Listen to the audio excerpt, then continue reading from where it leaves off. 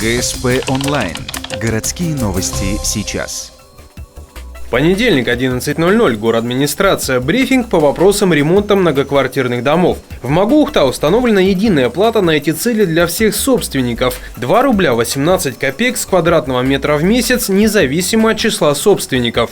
Плата взимается каждый квартал, при этом оплатить можно как всю сумму разом, так и ежемесячную ее часть. Правда, есть и нюансы. Сейчас рассматривается возможность, я думаю, к этому и придем, о том, что одиноко проживающие граждане будут освобождены от этих взносов. Но одиноко проживающие граждане, надо понимать, кто это. Это те, у которых нет наследников. И неважно, квартира приватизированная, либо муниципальная. То есть вот эти граждане, они освобождены от этих выплат.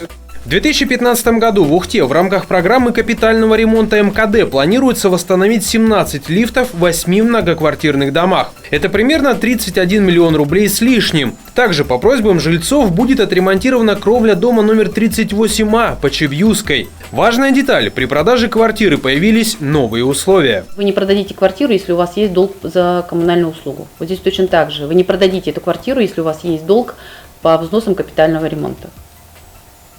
Обойти это невозможно. Долг остается. Если вы купили квартиру с таким долгом, то вы уже как собственник будете обязаны эту выплату погасить. Сейчас обсуждается введение льготного кредитования под 12-13% для тех домов, где не имеют возможности платить или хотят отремонтировать побыстрее. Представители Ухтинского управления ЖКХ подчеркнули, плата по квитанциям на капремонт обязательна. Однако не стоит рассчитывать вернуть уплаченные деньги, избавившись от собственности. Эта сумма, она остается за помещением, она закреплена. То есть вы собственник в доме, вы несете бремя расходов за содержание общедомового имущества.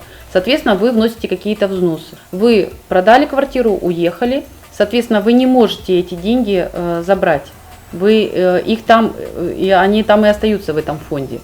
Эти и другие вопросы можно уточнить в управлении ЖКХ. Телефон для связи 76 36 55. 12 августа в Ухту приедет гендиректор регионального фонда капитального ремонта МКД. Она примет всех желающих с вопросами по квитанциям на оплату. При себе нужно иметь документы на собственность, квитанцию об оплате, кассовый чек. Прием будет проходить с 10 до 17 часов по адресу Первомайская, 3, бывшее здание пенсионного фонда.